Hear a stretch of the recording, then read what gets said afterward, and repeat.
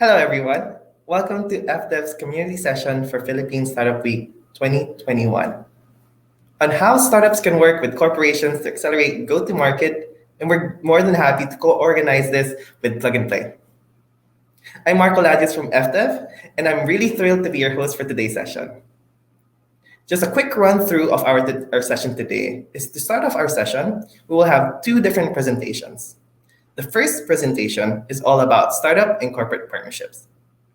And for our second session, it will tackle how corporates in the region are partnering with different startups. And after all the presentations, we will have a diverse panel discussion with startups and corporate leaders on their perspectives on partnering together. And now, without any further ado, to start our first session, please welcome the CEO and Managing Director of FDev, Mr. Xavier Marzan. Welcome. Happy to be here and thank you for this opportunity to be sharing some insights. So, we'll walk you through a quick presentation this afternoon on our corporate and startup partnerships. So, wanted to share how we at the Philinvest Group work with startups, and I'll give you a more detailed discussion of a case for one effort that we've done in the past year as well. And just to preface this conversation, right, um, the initiative that I'm walking through doesn't really involve any groundbreaking type of technology, but hopefully it articulates how we've worked so far with startups and what our learnings are from it. So, just a little bit about FDev. So, we are the venture building arm of the Philinvest Group. And what we do is take a startup idea from the lab and rapidly commercialize it in the market. So we primarily focus on investing and incubating in new startups, if you will. And then at the same time, we drive an external digital acceleration program within the group of companies, and it's called philinvent.io. And this is where we help our operating companies in their digital transformation journey. Of course, this includes partnering with various startup companies. So you'll see that our teams are actually led by seasoned entrepreneurs, product specialists, operators, some data mavens, designers, and engineers, and some of whom have helped to scale up the regional unicorns that we see today. And it's really the team and culture that helps us make a lot of these things happen. So again, we are backed by the Philinvest Group, which, as many of you know, is one of the leading diversified conglomerates in the Philippines. So the group has very large ecosystems, having businesses in several different industry sectors, and that includes real estate and property development, banking and finance, hotels and leisure, retail, agriculture, energy, even infrastructure, and of course, lately in the technology space as well. So this runs the gamut in terms of industries, and we do believe as a group that technology will drive the future of these various industries. In the next slide, so you'll see that as a group, right? So we're very much focused on serving the middle markets in the country. And we believe that technology can also help us better reach out to these different markets moving forward. So let me then walk you through one of the things that we did in the past year involving startup collaboration. You'll see one of the situations that we've undertaken, right? So one of the principles that we espouse as a unit, right, is focusing on specific problem statements and executing on that, right? So one of these pain points came from our corporate buying process. So we officially became partners with Plug and Play in Q1 last year. And this is when everything was just about to lock down due to COVID, right? And during these lockdowns, we started to experience heightened challenges with our supply chain and supplier base. And we work with thousands of these suppliers, as with any large enterprise. But there were multiple issues that our corporate buying team faced. So we had one central procurement team handling the entire procure to pay process for a lot of the operating companies. And some of these are publicly listed, some private.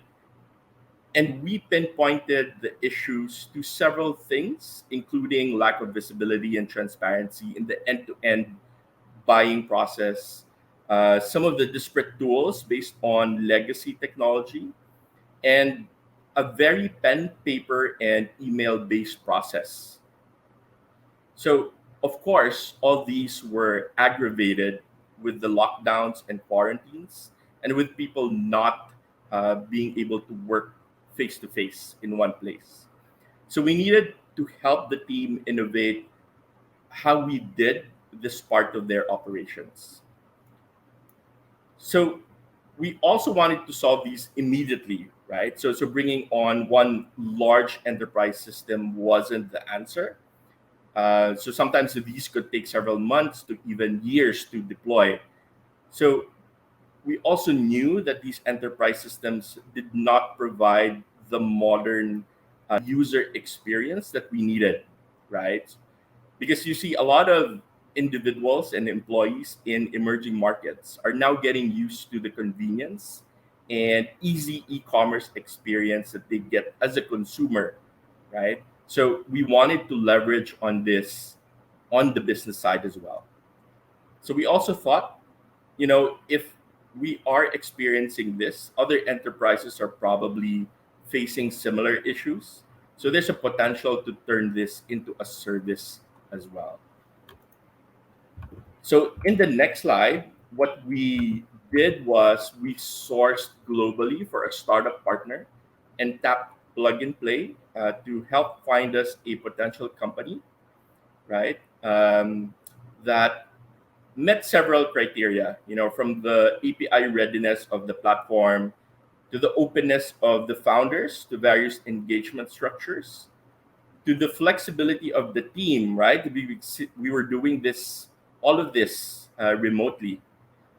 We also prioritized a more stable startup to work with, given the size of the conglomerate. So we then met with a wide range of startups from the US, from Europe, parts of Asia, and that's where we found Upler, who's a New York-based technology platform startup.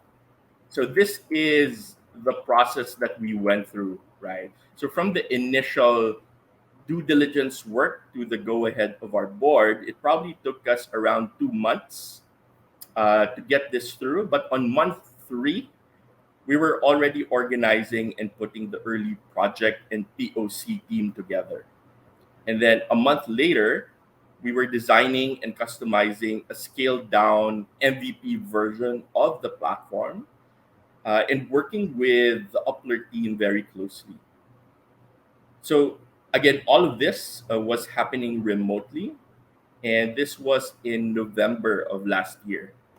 By December, we've launched our MVP version of the marketplace platform in a production environment, and then by January, we rolled out the first set of users in the platform as a POC. Right, so we started out with one team in one of our subsidiaries, which is our bank, then rolled out to several more teams afterwards. So feedback was great. By February, we generated our first million GMV on the platform. Plus, we onboarded a couple other POC divisions within our bank. So for the next few months, we kept rolling out progressively to more units and more operating companies.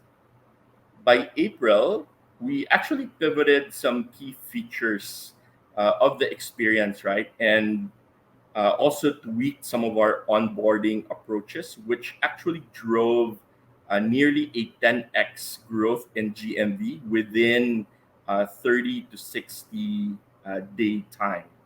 Right? So by May, we met our 6 month KPI within 4 to 5 months time. So the traction within the ecosystem was great.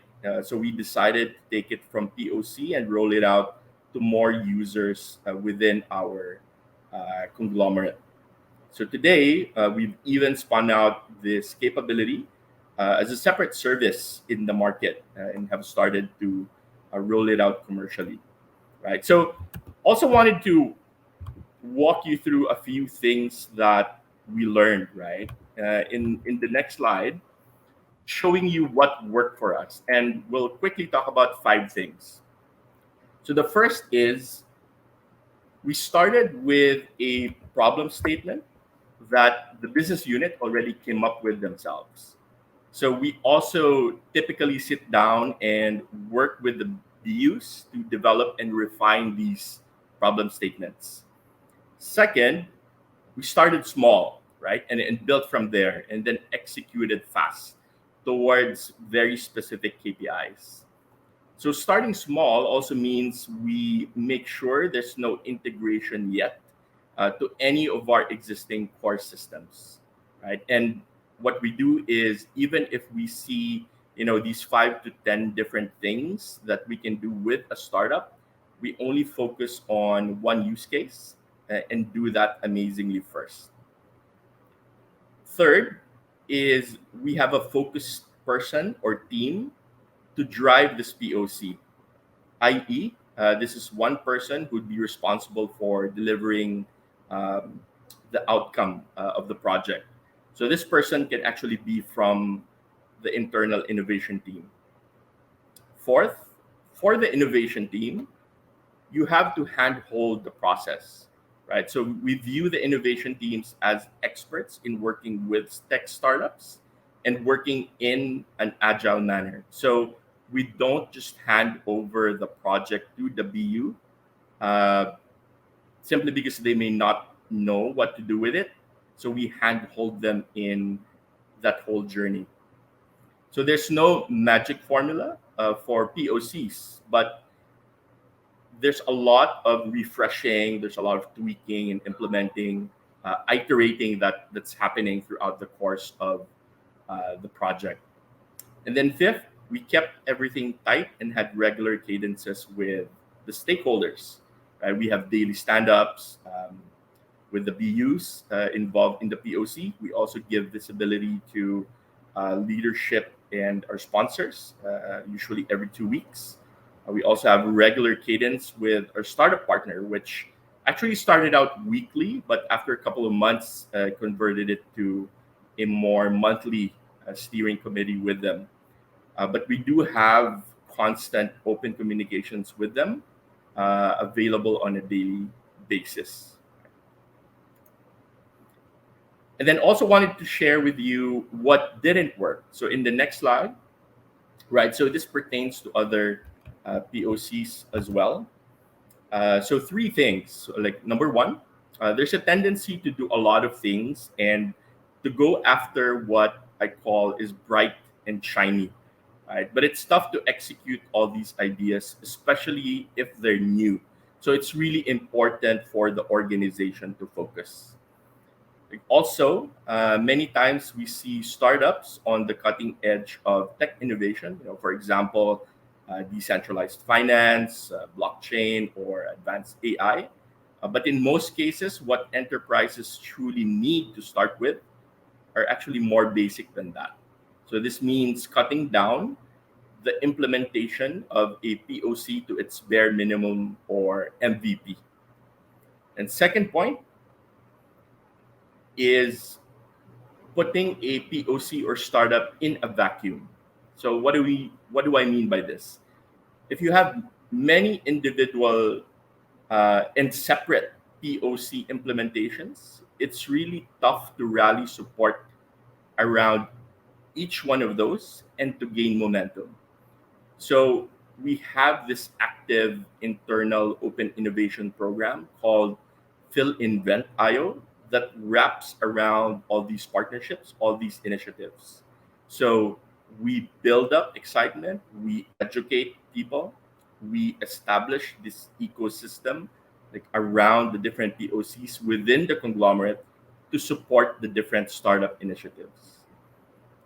And then third point, we also initially overestimated the involvement of the business unit, right, in these POCs. Unfortunately, they're also quite busy running after their own KPIs and putting out fires. So it's important to have this separate transformation and POC team to drive the POC, but working alongside the business unit. We also make sure that the business unit team is onboarded on our ways of working, agile approaches, daily stand ups, leveraging whiteboards, etc. So these are some of the learnings. So, next slide, just to sum up. So, we work with a lot of startups today in a variety of areas, from the very tactical to very strategic things. And I think working with startups really brings a lot of value to corporations in terms of not just the product or technology per se, but also that ability to learn new ways of thinking and working that the startups bring to the table. So this also helps educate internal traditional teams as well. And for the startup, they also get to validate their product market fit and go to market strategy. So I think it's certainly a win-win proposition for both the corporation and the startup community. And with that, thank you again for listening. And then now I'll hand it over to Sean Depana, who is the Asia Pacific head for Plug and Place Innovation and Investment Group. Well, thank you very much for that great presentation, Xavier, and thank you for introduction. Uh, and it's a pleasure to be here. And good morning, good afternoon, and good evening to everyone around the world who's dialing in. My name is Sean Depana, and I basically lead the innovation strategy for Plug and Play for Asia Pacific and across different medium in terms of entities, as well as corporations, startups, investment strategy, as well as uh, governments and universities, and anyone who is basically interested in innovating and digitally transforming themselves. So I'll just start off with a quick overview of who Plug and Play is and what we've done for those of you who haven't heard about us. So this is a few slides that can give you a kind of a perspective. Our history goes back actually a long way back, not as basically even innovators or a platform of innovations. We started up our history as a real estate kind of play. We kind of had started in Silicon Valley, our founders, with leasing offices to a lot of these early stage companies coming out of universities, especially in Bay Area, which is a lot of great companies and universities are congregated.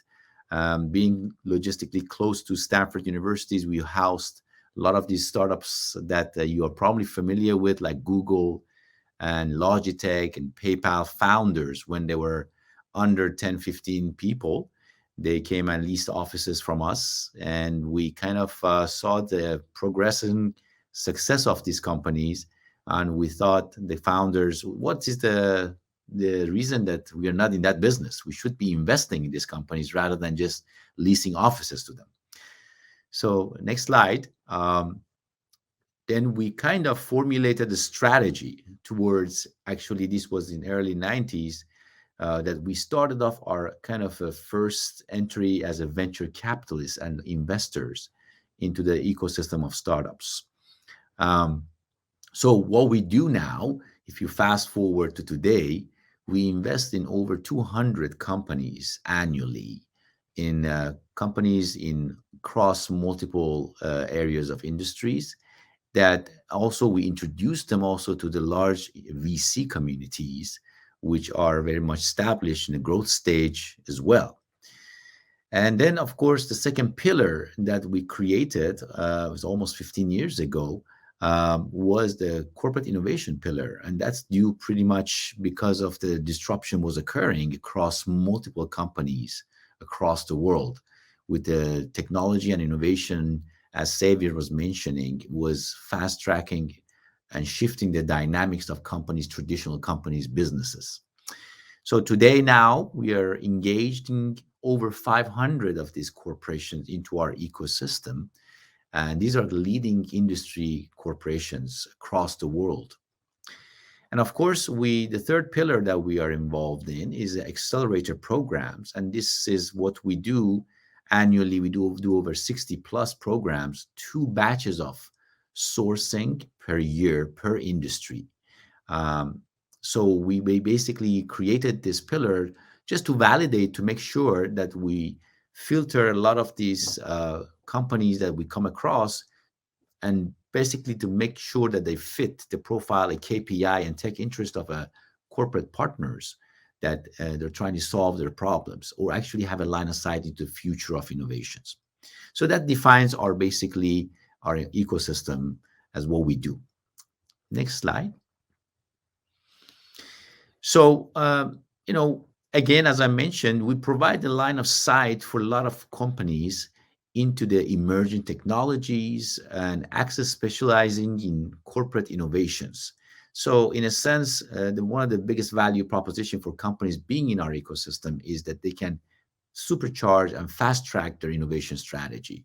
And because being a blue ocean of companies are out there, small startups, it's very hard to determine which company has the best technology. So we are used as a filtration process because we are basically seeing companies day in, day out, and we can kind of identify where those best matches can be made between the corporates and the startups. So today we have 36 locations worldwide, and we have over 600 people working in our companies. And we especially we have over 200 venture analysts and associates who are basically purely looking at all this technology with the domain expertise to filter those companies and make sure that we find the best solution for our corporate partners and for ourselves for the best investment strategy as well. Next slide. As I mentioned, we cover quite a bit of industry focus areas. We now cover over 18 industry focus areas, and these areas are like, inclusively like brand and retail that we first launched our first program with, mobility and IoT, and then of course health, digital health, and insurance and fintech, supply chain logistic. And recently, in the past year, we just launched animal health, ag tech, and sustainability, as these are the most viable needs and change and shifts in the industries that's occurring across multiple companies. So we source best technology companies and startups that can kind of have a line of sight in the future of transforming digitally these industries as well. Next slide. So as I mentioned, we collaborate and we have actually partnership with over 530 companies, corporations. And if you look at the logos of these companies are kind of small right now, but if you blow it up, you can see that these are leaders of each one of these industries across, let's say, for example, fintech. We have over 75 financial institutions, bank, insurance companies who are engaged with us simply because they are able to see where the next 3 months, next 5 years, where the transformation is going to shift. And because the startups usually focus to solving these problems that big corporations can't really do it themselves. So we get to introduce those companies and startups across these different industries agnostically and to solve and fast track their innovation strategy. So these are more or less, again, some of the largest companies, Fortune 500, who are engaged in our ecosystem. Next slide. And our success really speaks for itself because we have backed some of the best startups, and we've done basically now over 20 plus unicorns in our ecosystem that we have invested in. And these are agnostically across different industries, whether they're from financial institution side, or they're from supply chain side, or mostly are in the IoT or mobility. But one example of it I can give you is like N26, which is one of the Europe's largest peer-to-peer startup company that we invested 7 years ago I'm sure it close actually to 10 years ago. We put in $50,000, 50K in their investment in early stage. And just last week, they raised $900 million, and they're worth as a valuation now $9 billion. So our little investment turned out to be a very great ROI for us. But there's similar kind of companies in different ranges also happening across other investments that we've done. Next. Our portfolio companies also, the startups, the reason that they get really excited about being part of our ecosystem is because they're able to meet some of the best, VCs, as well as to fast track their growth. Once they're early stage, the next 1 year is the most critical time for these companies to raise capital. So we are able to introduce them to a lot of corporate partners and the VCs so they can raise money very quickly and grow and to validate their technology. So this is actually companies in our ecosystem has been able to raise over $20 billion additionally to funding after once we have done an early stage investment in them. Next.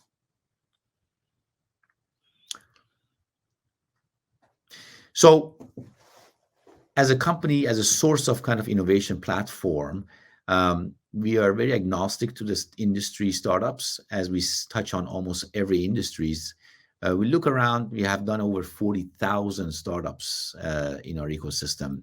And the way we source our startups is through multiple channels. First, we get introduced to them through the venture capital partners of us. And our venture associates always are on sourcing actively all across different mediums that basically they look for these startups. Government partners is another source. Universities, we always been very active in the top Ivy League school and bootstrapping some of these great ideas coming out of universities. Inbound applications, since our brand is now well known across the world as one of the largest ecosystem for global corporate partnerships, as well as early stage investment. And of course, event and international expos that we source and meet a lot of these startup companies. Next. So really to summarize, our model is a spoke and a hub model. Once companies come into our ecosystem and they're able to basically get the best matchmaking in terms of a KPI and tech interest to meet the startups, as well as deal flows that we get them to see and really evaluate these startup companies who are basically can solve quickly their problems within their innovation strategy. And of course, as investors, we collaborate with a lot of first tier, second tier investors, VCs. So we introduced a lot of startups to them so they'll be able to raise money quickly for the next rounds. And of course, for the startups, big value proposition is you're able to raise money quick. And, I know that is always challenging as a startup to know who to meet and who are the decision makers in the corporations. So being in our ecosystem, all the decision makers are here. All the CIO, chief technology officers, CTOs, that's who we always C-suite we engage with and the decision makers who can look at the company and say, yeah, we want to really move forward quickly in a POC or eventually commercialization with these companies. So is a community and the events that we create for these startups is really engaging and is an open innovation platform that everybody can attend and they can talk directly with the startups. And of course, we don't take any equity and we don't charge any of the companies who come to our ecosystem. So that's another added advantage, which we attract a lot of great startups as well. But you do have to qualify to make sure that you meet the criteria of the corporations and the ecosystem partners who are in our platform. Next, I think that's there's one more slide. There you go.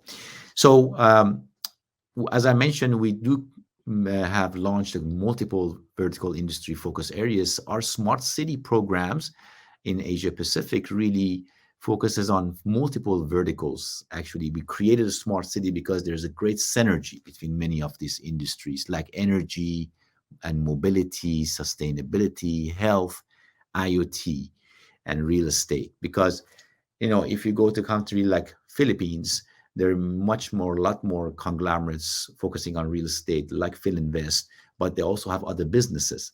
So they want to have a line of sight into the companies, other area of industry that can be disruptive and can be area that they can take advantage of, seeing where the technology is going to shift.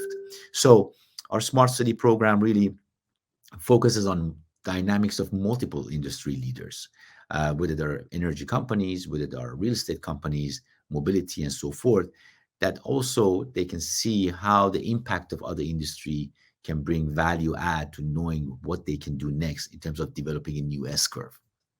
But also not inclusive to those areas, we work with sustainability, cybersecurity, fintech is all have a synergy, which is called cross filtration into the industries of like smart cities.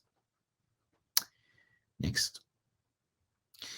So in summary, really, I should say the competitive advantage of a company like ours as an ecosystem is that we're enterprise solution, meaning that predominantly focusing on enterprise grade startups to meet the corporate partners, technology interest, as well as a global reach. Having a footprint across 35 cities allows us to just validate which technology from which company is the most relevant one, as we see multiple companies, startups solving the same problem, but the one who get traction with engagement of a POC and commercialization is the one we invest in. So this is really very important for the startups as well, that we can mentor and advise how they can transform themselves and shift their strategy on the technology that they're developing.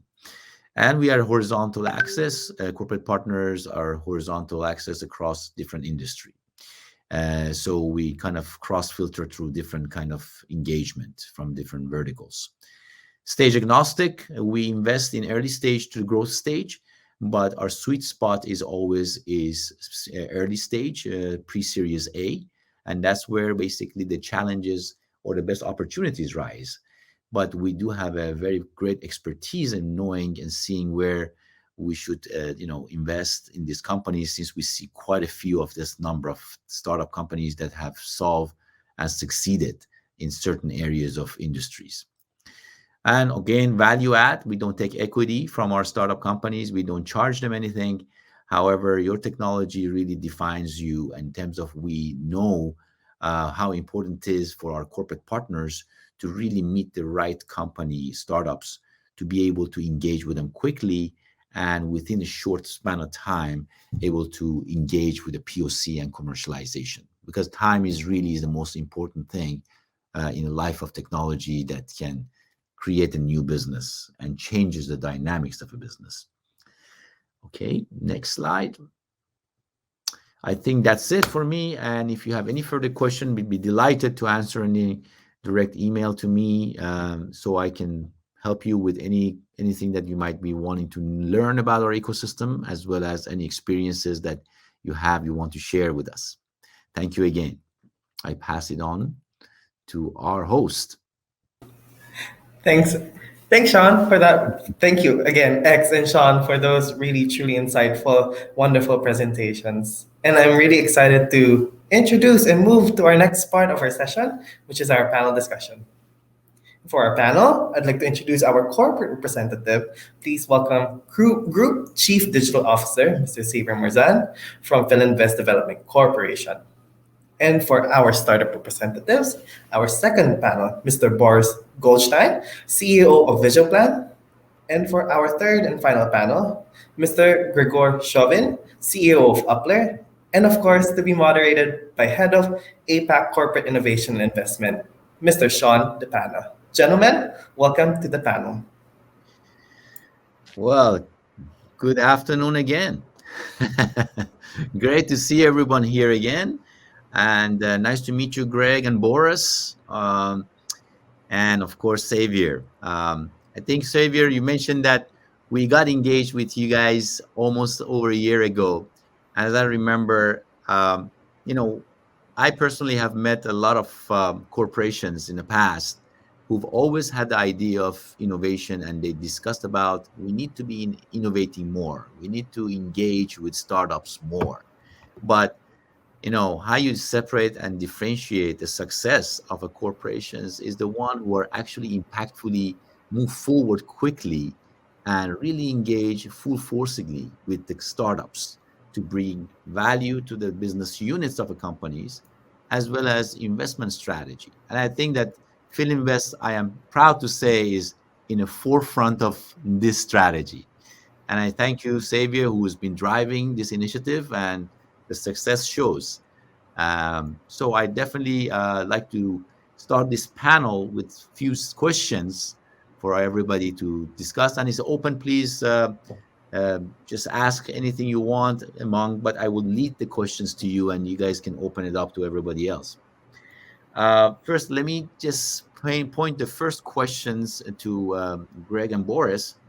A quick intro of yourself, about the company and the collaboration that you're doing right now with FTC. Starting with you, Boris. Go ahead.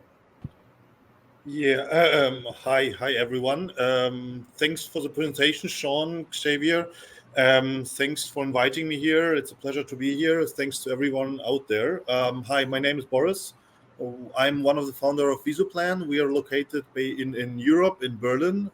So the startup hub from Europe, I would say. What is Visuplan? I would start with this basically. So we are a digital construction platform for collaboration in real estate projects. So it means like our aim is to simplify the controlling and the collaboration of construction projects, mainly for property developers, for architects, for engineers. By or in we What we do is we link the planning information and with automated workflows to make basically the collaboration along the construction process more efficient.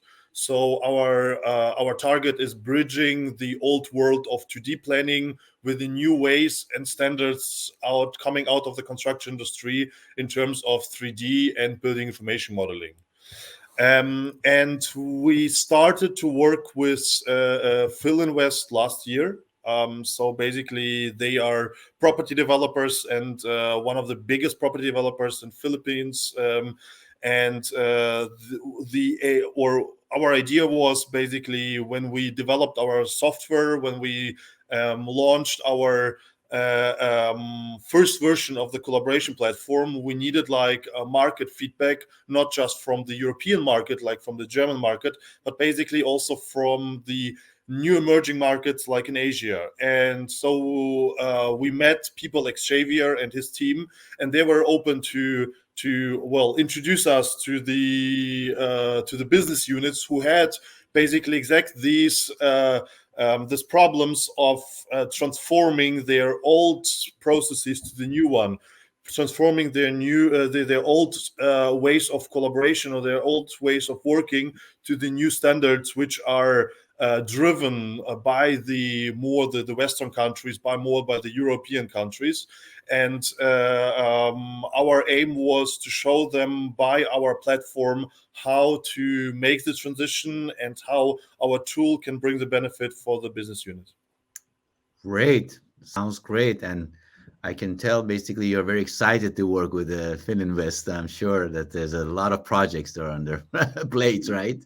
Well, it's always dependent on the people, and when you meet people who are just they say, okay, we can have startup. It's a kind of marketing thing.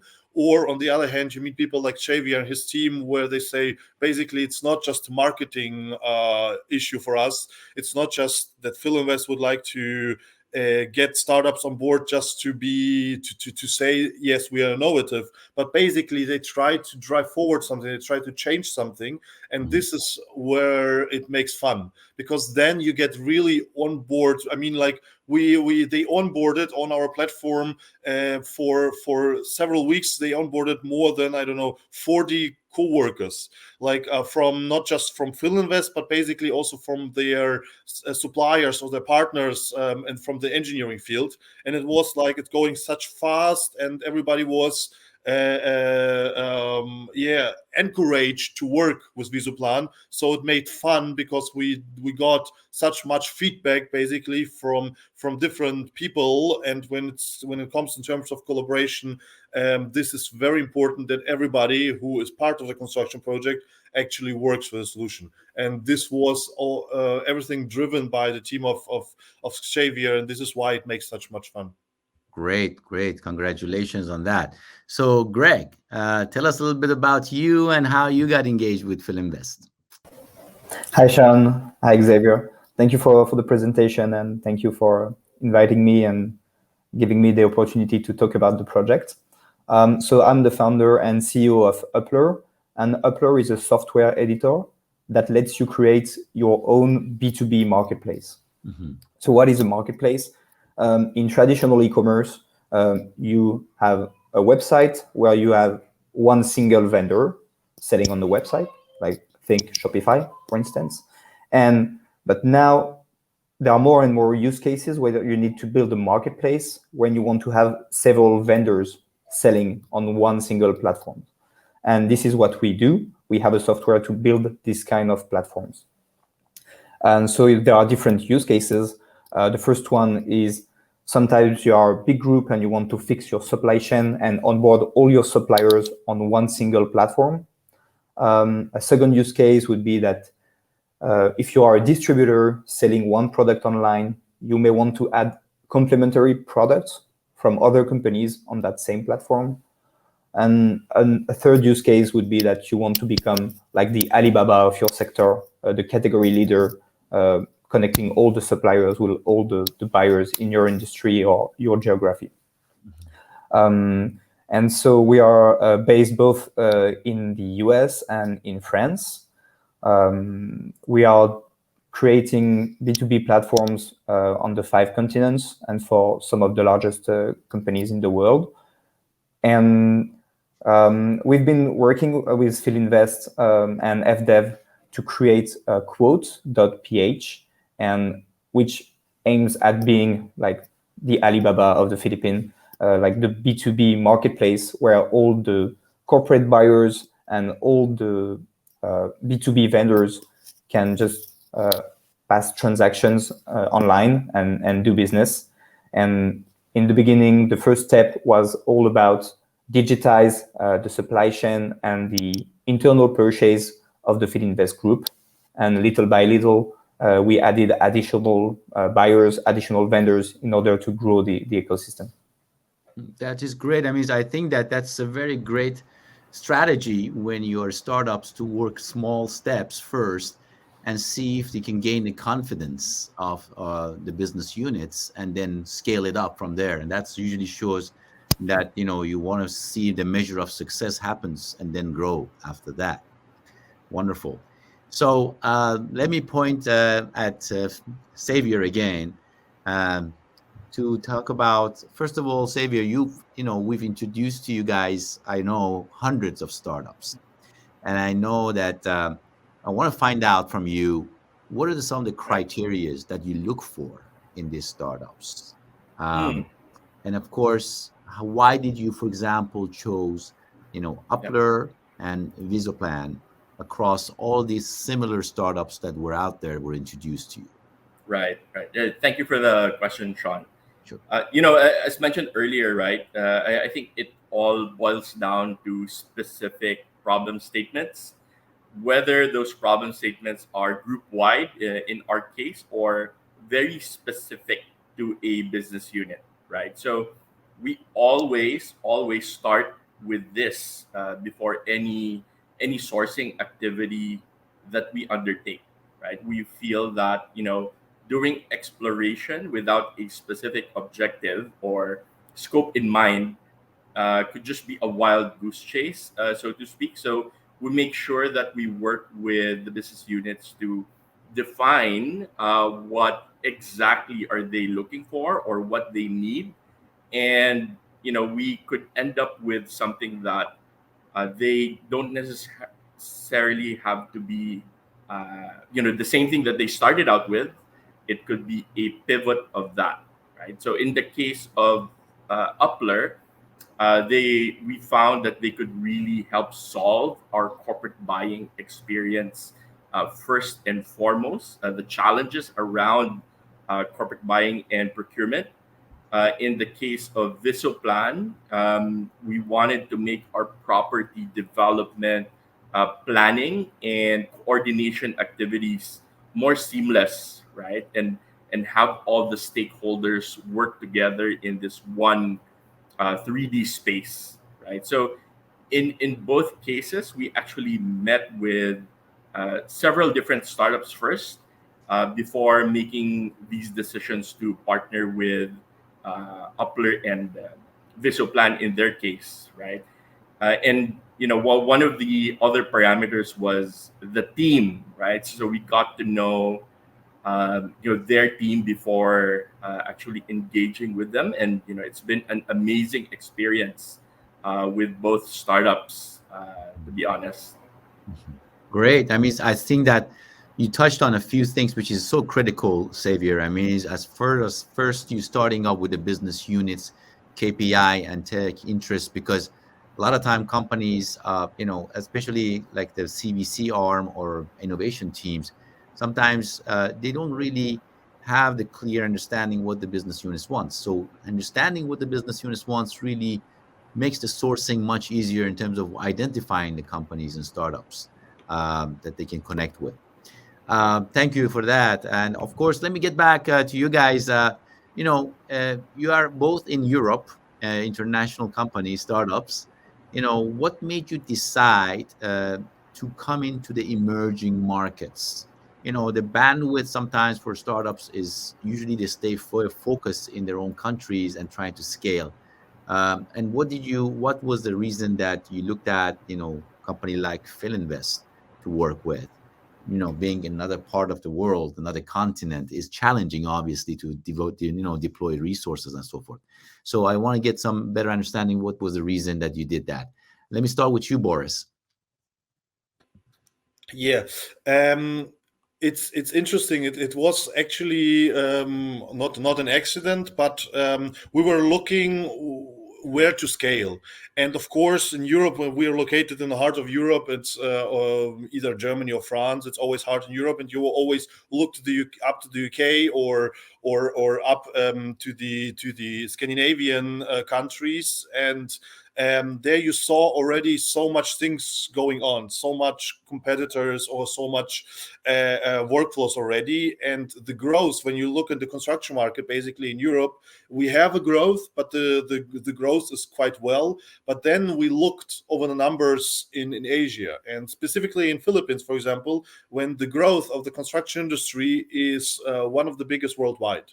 And when you see that basically the opportunities, like you do in Germany, which with 80 million people, you do like 200K of construction projects per year, and you have this even more people living in Philippines. You have like over 100 million people, and you still do less construction projects. So it means like there's so high potential of growth, so high potential of development there, in order to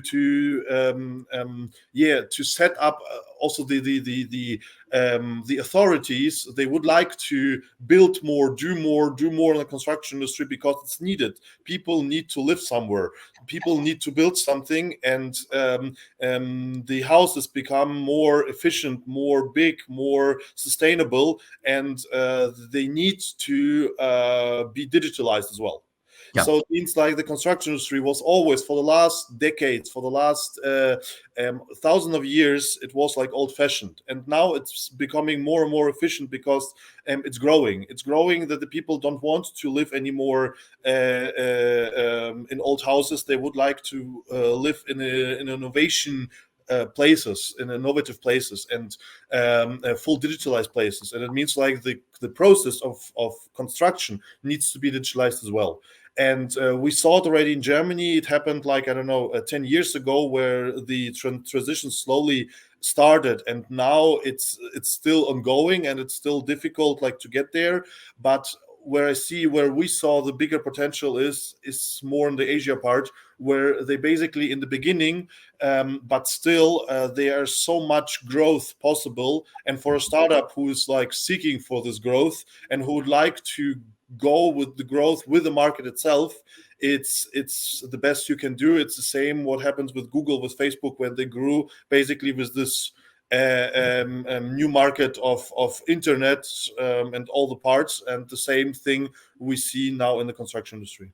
Yeah, I think that I can definitely concur with that. I mean, it's all you have to do is to come to Philippines and see how many cranes are up, versus where it is in Europe and any cities traditionally. So that is true, and that's across all the Southeast Asia market, and because of population growth and demand and emergence of the middle class to buy properties. So the developers like Philinvest always have a touch on understanding with this. They have to take advantage of those growth. Great. So let me just get back to Greg over here. You are in the software side of things. So tell me, what did you see the advantage of being in the emerging market like Philippines? Yeah, thank you. In our case, it's a bit different. Our market is a bit particular because we do not aim at creating thousands of marketplaces, because on the contrary, we want to be the technology partner of the winning B2B marketplaces of tomorrow. And for this, when you look at the different regions of the world, we think there will be one leader per geography and sometimes per category. And so when we look at the market, we want to identify in each geography which company has the biggest potential to create the most successful marketplace. And in some countries of Asia, the competition landscape was pretty crowded, but not really in the Philippines. And FDev and Filinvest identified this potential. They presented to us, and when they presented this market opportunity, it was kind of obvious. This is the first point, the market opportunity, and the second point is that they had the best place on the market to be the creator of this B2B marketplace, because they had such a big network of suppliers that they could onboard from day one, and this is what they have done. So Great. we really think in terms of market opportunity and who is the best player in a given geography in order to lead this project well. Yeah, and a company like Filinvest is definitely leads it as one of the largest conglomerates in Philippines, being in this leading kind of construction, real estate, hospitality space. That's great. Let me pose the next question to everyone, but I'll have Xavier answer it first. You know, the collaboration between the startups and the corporations is always a challenge. So that it plays, and it actually you face a lot of things that you have to overcome. So if you can identify one or two areas of these hurdles that this collaboration and this partnership that you faced and you were able to overcome, that would be great to understand. Sure. What these are. Sure. Yeah, thanks again, Sean. So maybe I'll mention a couple, which I've also partly alluded to earlier, right? So maybe first is this tendency to, on the corporate side, to do a lot of things and work with many startups, right? Because it's exciting, right? So a corporate sometimes ends up working on too many of these proof of concepts, POCs, or pilots, right?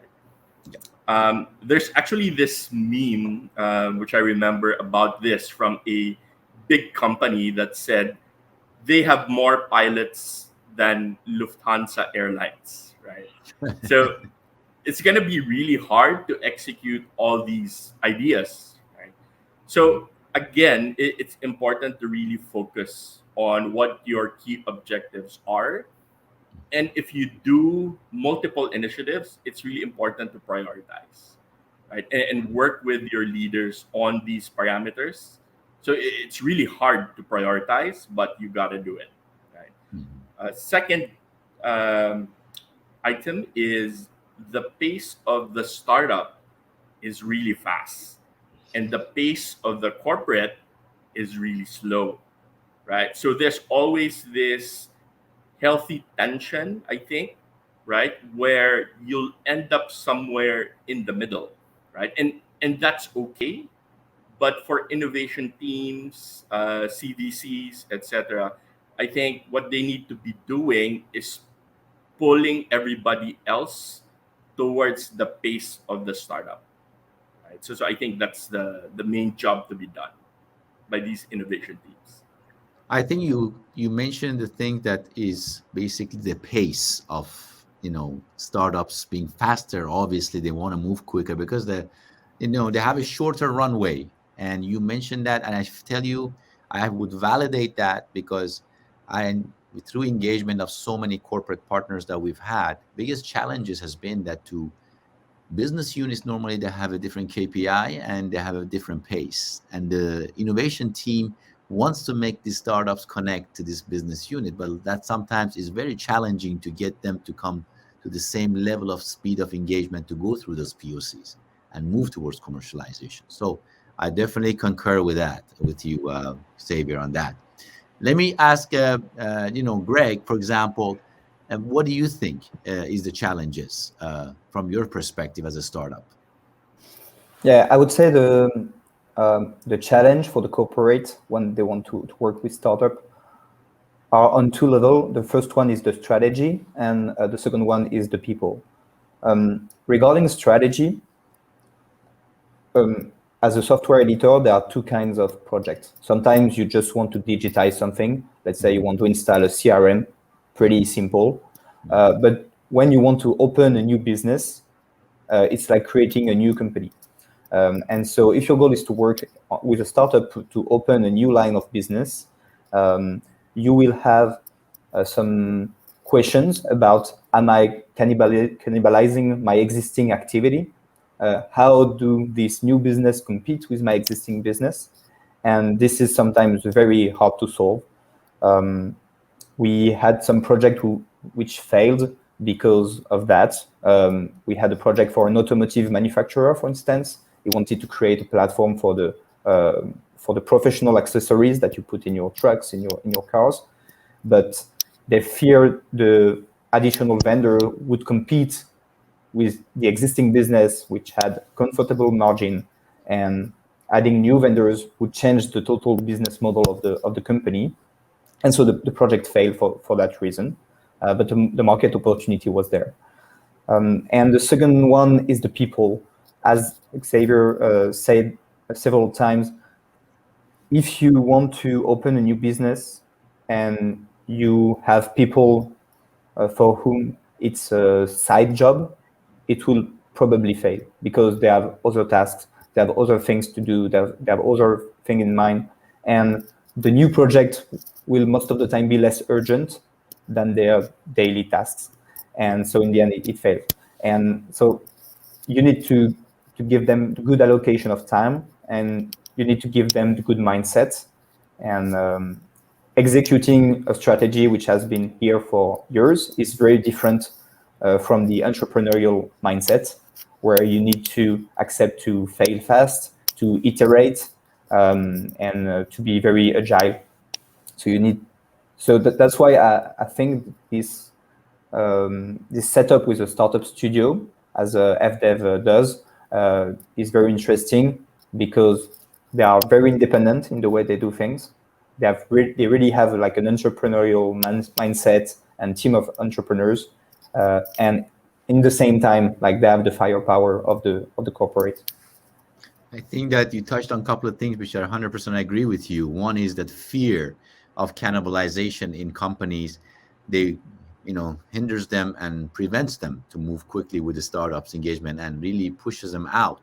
And of course, that having their own job day to day and their own P&L responsibility, they don't want to really bring in new projects.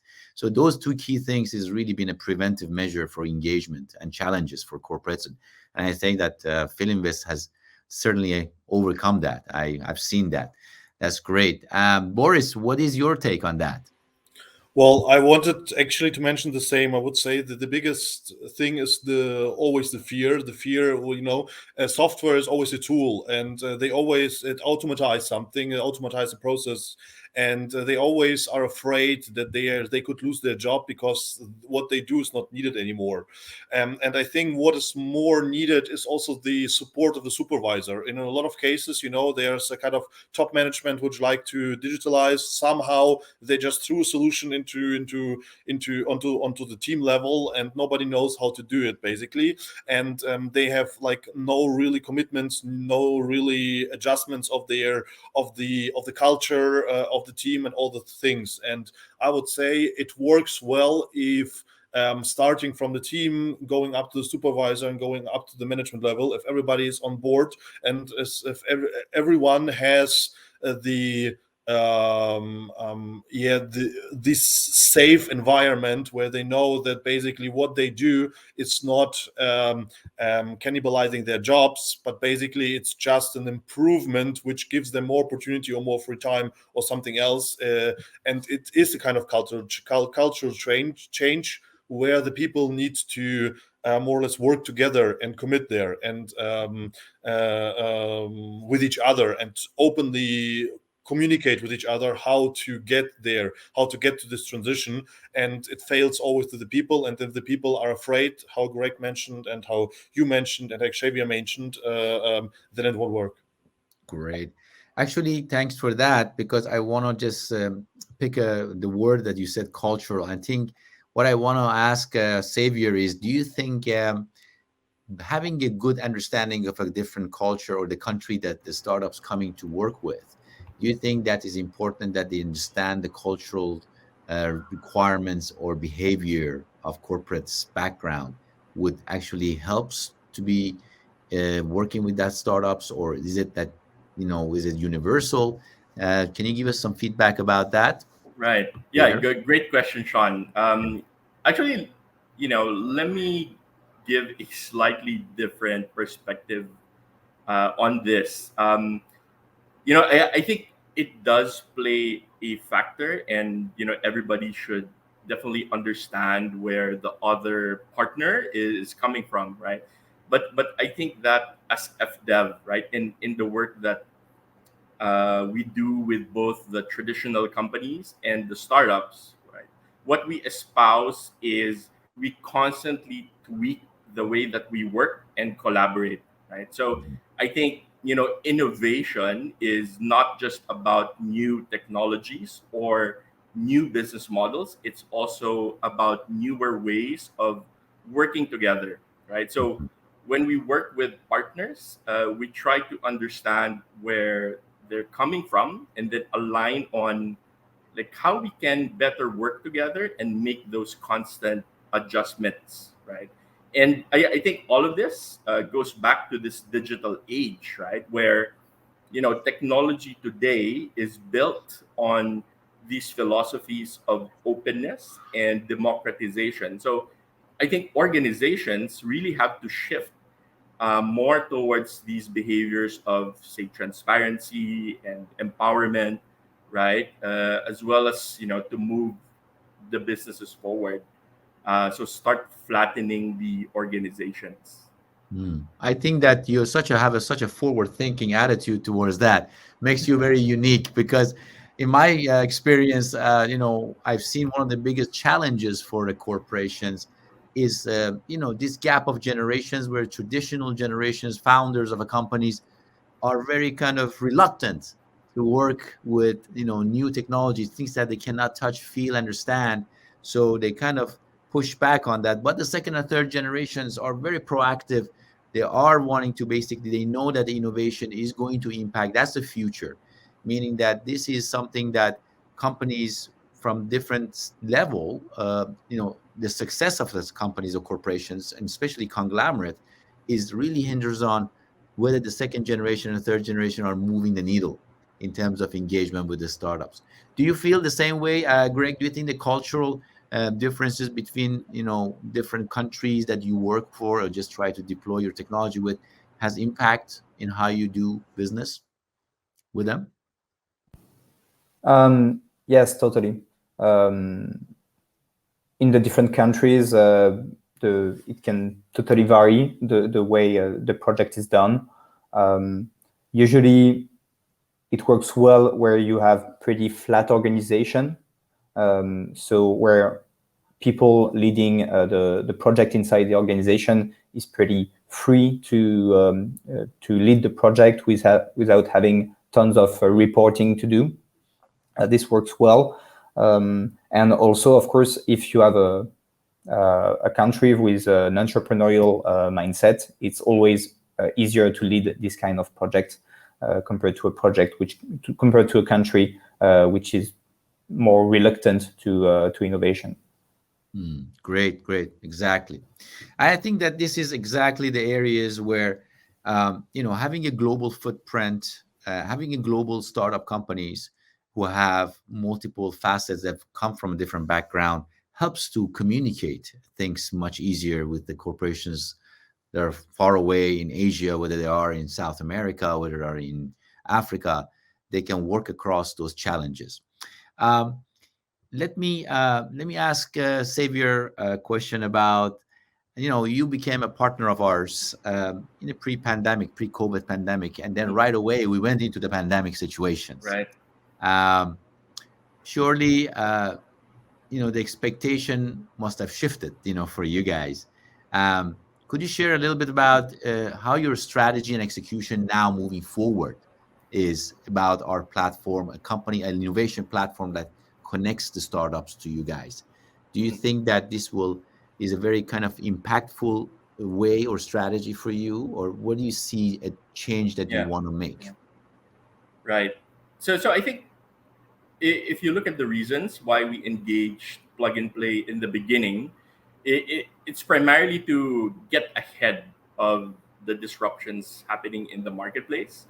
And these disruptions have already been happening, globally and locally, even pre-COVID, right? And these will continue to happen in the future, right? So just to give you a few examples, right? One is probably the shift in our customers' demographics and expectations, right? So I recently saw a McKinsey study saying digital adoption is already cutting across age groups and socioeconomic segments here in the Philippines, right? Mhm. At the same time, the customers are also getting much younger, and they're also digital natives, right? I remember my 4-year-old daughter goes to our big flat screen TV, and her immediate reaction is to swipe left, right, for more shows, Yeah. or how our family now spends time together having popcorn and watching movies on Netflix, right? So people are already starting to get used to utmost convenience and on-demand services, right? So that's one big disruption, I would say, in the marketplace. One big change. Second is obviously you have all these influx of different technologies in every aspect of our lives. A few years ago, you're only talking about e-commerce and fintech, right? Now you have prop tech, reg tech, sustainability tech, etc. And technologies like blockchain and AI permeating a lot of the functions, businesses, careers, even, right? And maybe third shift, right, is this change in the competitive dynamics, the competitive landscape, this notion that anyone globally, regionally, or locally can actually be your competitor, right? Mhm. So, to answer your question, our reasons actually remain the same, which is to get visibility on a lot of these trends, these disruptions, and how startups out there being at the forefront of innovation are solving for these disruptions, right?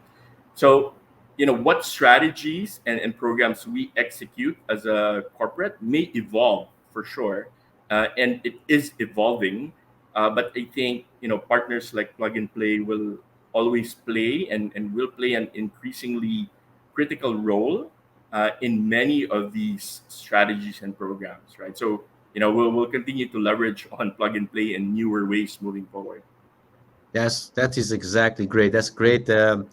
Inspirational thoughts, because I've been preaching about innovation. I've been in technology for myself for 35 years, and I've always been in a kind of advocate of telling companies and partners, you should always think about the future of change that's going to occur. And I've been preaching about these things that needs to be across this industry shifts. And you know retail banking is going to go away. Cash is something that eventually is not going to be there.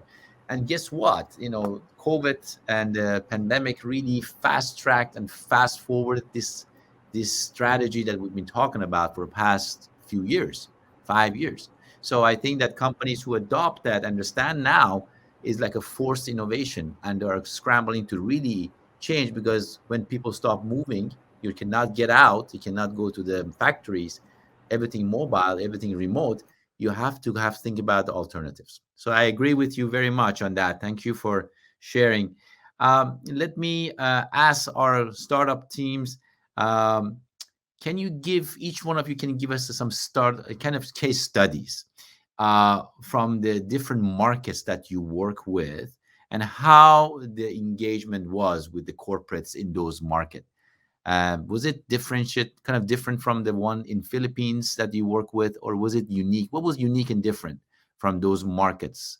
Was it faster moving? Was it slower? Was it challenges different? If you can give one case study, that would be great, each one of you. Starting with you, Boris. Yeah, hi, thanks. There are two ways we worked with corporates before. The one way is a similar way which FDF goes. It means like there's innovation hub of a bigger corporate. For example, we worked with a German railway, and they had like an innovation hub. And if you would like to work on them or with them or with the business units, you need like to have contact with this innovation hub, and they get contact you with the business unit, basically like the team of Xavier and FDEF did with Philinvest. I think the difference are, and this is also related to your previous question with the cultural change, it's always it's interesting. I can tell you a funny story. It's still the speed which we mentioned before, or the pace we mentioned before, because it was funny in Germany. It's very everyone is very booked, and everyone is very to get a meeting, to get the people on board from the business unit, to coordinate meetings and all the things. It takes time. So it means like you're kind of slow because everyone has his own things. In Philippines, we had the feeling, or it was my feeling, was a funny story. It was we had a meeting with it was organized with 25 suppliers of Philinvest and with the Philinvest team. And the project lead of this whole project, she was in charge. She was in charge to organize this whole meeting. And it was organized, I would say, on the next day. So she said, on the next day, we will do the meeting. And everyone, the 25 people attended on the next day. It was like, I told the story in Germany, because in Germany, it's a kind of impossible thing, I would say. When you would like to organize a meeting in Germany with 25 people, you need like, I don't know, a run rate of 3 or 4 months. And then everyone has to say something. Everyone has important meetings or can't attend or something else. It will always happen something. And it was in Philippines such fast. We wanted to say, tomorrow will be the call. Tomorrow, please send out the Teams invite, and we will attend. And everybody attended, and we got on board everybody on the next day. It was such interesting, refreshing to say the least, huh? Yes, refreshing also, because like when you compare it to work with a German railway, and when we tried, it was like a so long process to get on board into the digital team. And then when the digital team, and it was the internal digital team, tried to organize a meeting with the business unit, it was one person working, I don't know, half time or half FTE for us or with us in order to organize a meeting in Frankfurt. It took like so much time. And on the other hand, it was like with Philinvest, it was on the next day 25 people to get to see what is Visuplan doing. It was it was such funny situation, and this is why I wanted like to mention with your previous question, basically. So yeah, so there are this kind of work, this kind of collaboration going through these digital spaces. But on the other hand, we had also different way of collaboration. For example, we worked with a company from Switzerland, and basically the company from Switzerland and we work together to provide a new business model for a client of the company we worked with. So basically, them and us. So their expertise in the market and our expertise in the digitalization and with the digital solutions, we put together and delivered a new business model to a bigger customer, to a bigger client of theirs. And this was kind of a really, really cool collaboration, because actually the old and the new economy worked together to deliver a new product to the market, to a bigger market. It was for Swiss railways, and we both worked together to deliver something what is really innovative. And but it was like kind of collaboration between the old and the new economy. And with this way, we delivered like a kind of new business model for them, also for the future. And this kind of collaboration was really interesting, and I'm looking forward to see more also of this way of collaboration, where it's not just kind of internal innovation which you put on some external solution and bring it to your internal team, but basically your internal team and the external solution deliver some new product which will be sold out to the market as a new business model also for the corporate. Right. Great. I mean, I'm sure that, working with the railroad company is always a traditional, very traditional companies. Yes. There's a lot of delays and a lot of challenges. So I'm sure. But Greg, do you have a similar experience? What is your thoughts on that level of getting engaged in different cultures? You're on mute. I can give you the example of another use case, pretty different from what we have seen with Filinvest. We were doing this a project for this big financial services company, and they wanted to create a B2B platform for the financial services. And so they conducted an RFP process in order to select the software editor to create the platform. So we received like this 100 pages document with all the technical requirements that the platform should have. And so we had to answer with another 100-page document explaining how we will do everything. And then we had like 3 or 4 different meetings to present what we have done, final meeting with the sponsor, etc. And so finally, we were selected. Then we needed to get referenced as a supplier in their system. This phase only took 3 months just to comply with the security requirements, the confidentiality requirements, etc. And finally, we do the project, we launch the platform, and then I ask them, okay, so now where is the staff to manage the platform? Where is the marketing team, the support team? And there was nobody. Oh, we did not think about that. Okay, so let's try to go and talk to the business units to get them on board. Oh, they are not aware of the project. We are just the innovation department. We just wanted to create a platform and think everything would work by itself. But it did not work like this.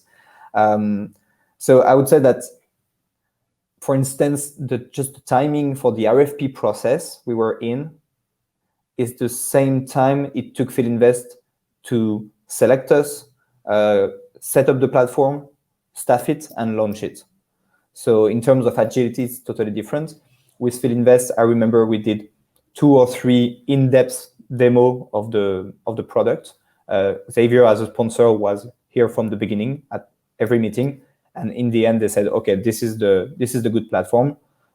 Contract went pretty fast, and they knew from the beginning it would be about how you use the tech, not the tech itself, but how you use it, how you get the proper staff on board. They had already all the job offers for the staff they needed for their project, and And yeah, it's pretty different from what we can see when innovation departments of big groups when they do projects like this. Great. Yeah. I mean, I have to say that more or less every companies is so different in terms of working with. And some companies, they do within the span of 1 year, they do 60 pilots, for example. Whereas there's some companies that in our ecosystem, they do not even one. It is difficult because the innovation and the mindset of in management in these companies is really is depend how quickly they want to change, and the change is never easy, never accepted by a different groups because they are not accustomed to seeing, the fear of this security of I know my job so well. To learn something new is very challenging. It's very difficult for people to. And then this is a kind of a difference I see that Philinvest has been able to adopt and change the culture of a company, especially from the innovation team, to move. And there is no fear. I mean, even if there's a failure, there's a learning associated with that. So that's great that you guys share with that information with me. So I'm going to open this up to all of you guys. Just but Xavier, if you can just say if it did, how much did this COVID impact your business? Do you think that it really did it slow you down? Did it speed up your initiatives? If you can just tell it from the corporate side and your project that you would do it, the pandemics really did it or not? From your side? Yeah, I mean, bottom line is it definitely accelerated all the digital initiatives across the business units, right? Yeah. So yeah, it definitely kind of, you basically now fast tracked your strategy, especially being virtual world is coming into play. I think that the borders may have been kind of eliminated in travel time and this and that to come over there. What about you guys from a startup's point? Do you think that has slowed you guys down, this pandemic situation, or is it has worked in your favor? Starting with you, Boris. Well, I would say it's two sides of a coin. On the one hand, the people know that they need to digitalize, but what they think means digitalization, I would say we call it technologization. They try to do some software which they didn't have before, and they think they're digitalized, but digitalization means switch their processes, and this is a long-term process ongoing, and we are still in the middle of it, I would say, or at the beginning, I would say. On the other hand, I mean, like the people know that they need to do something, but when it comes to kind of pandemic and when it comes to fear of losing revenue or whatever, then you always start like to reduce costs, and the first thing you cut is always the innovation budget. So it's basically, companies who have like actually no impact by the pandemic situation, actually, they still starting cutting their innovation costs because they think, okay, we need to be prepared if something happens or if it take longer than expected or something like this. So they understand what that digitalization or new tools are necessary, but in order to like really have the budget for implementing them, they start to say, okay, first we cut this budget. So it's a two side of a coin, I would say, and I hope that now, because in Europe the pandemic situation is going quite well now, it's becoming less important anymore. The economy is growing, so that after this situation where they don't have any fear anymore, and they have now the thinking that digitalization is something good and it drives some changes, so then it could accelerate the transition more. Yeah. I think that this is exactly what it is. The companies who really frantically or chaotically trying to change quickly is because they never had the strategy of innovation in the first place. And that's why when this, the pandemic happened or any kind of disaster happens in the world, first thing they do, they kind of first, okay, we got to stop the spending, and that is a wrong decision in a way that you got to have the innovation strategy built into your, DNA just at all time. It is never has to stop. actually you have to invest more in digitalization. You have to invest more to Exactly. Fast prepare like that. to have a competitive advantage to your market. Basically, you need to invest more, and this is how we educate the people. It's like what we do actually in order to explain them like what you do. It's not you do not need to buy a tool. You need to change something. You need to change the way you work, and the tool is just like it helps you to do the change much more easier or automatically, so that you don't have any too much impact on the change. And this is a way we need to go together with the corporates. Great. So quickly, Greg, do you think the same thing? Do you think that your business shifted, impacted by COVID? Yeah, it's a bit the same as Boris said.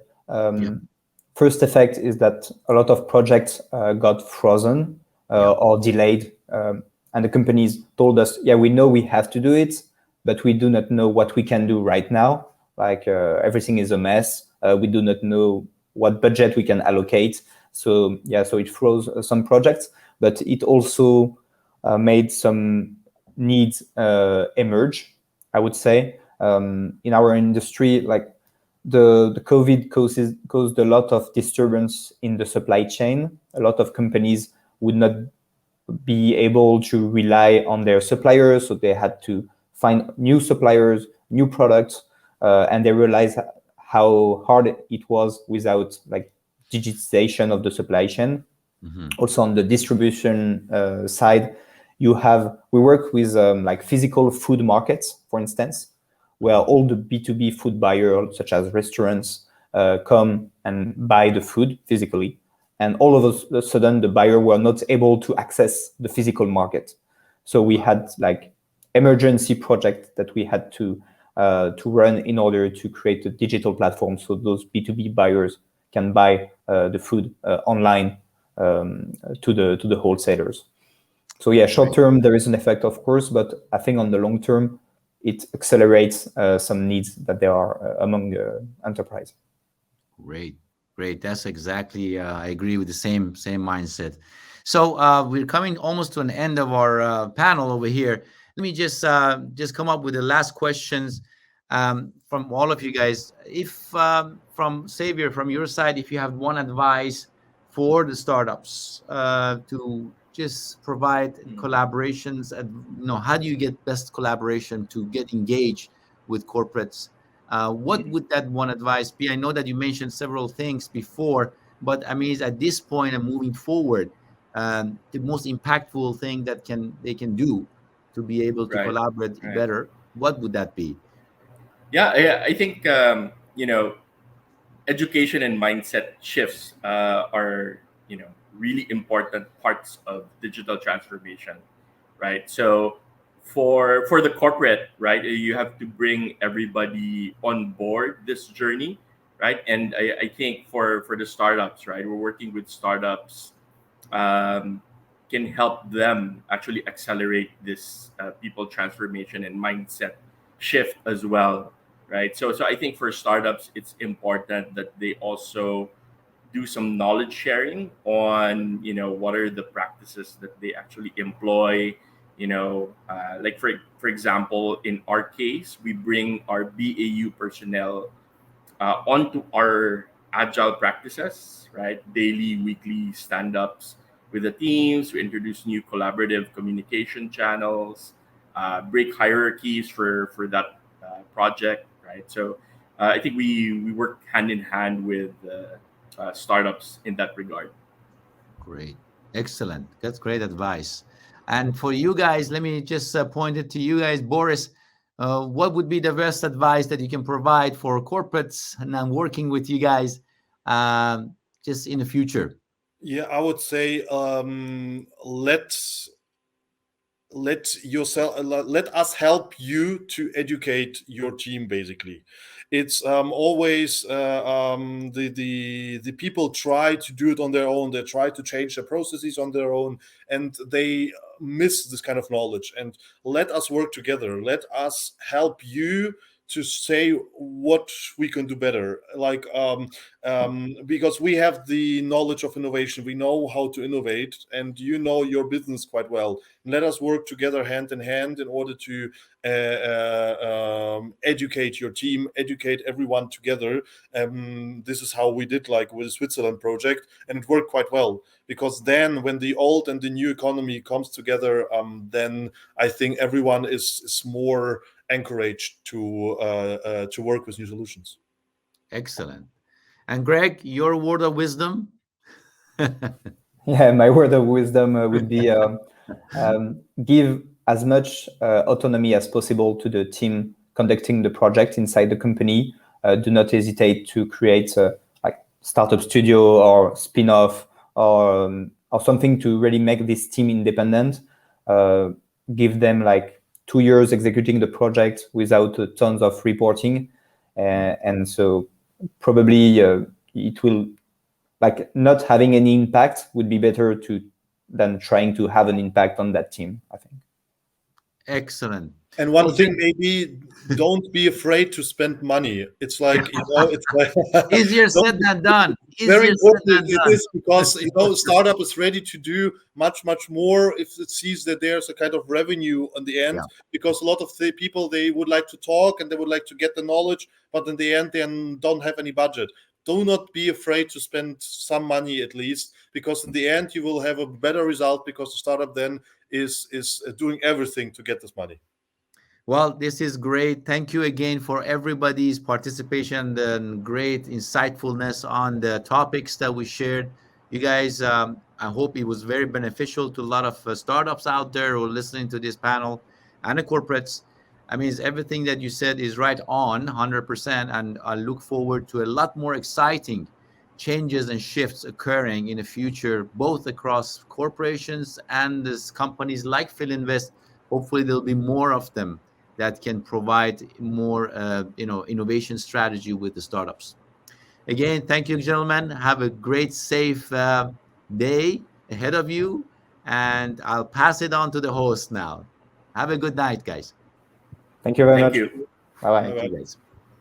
Thanks, Sean. Thanks, everyone, for being part of the panel. Thank you so much, Sean, the panel, for moderating the session. And of course, for our corporate partner, thank you so much, Xavier. And our startup partners as well.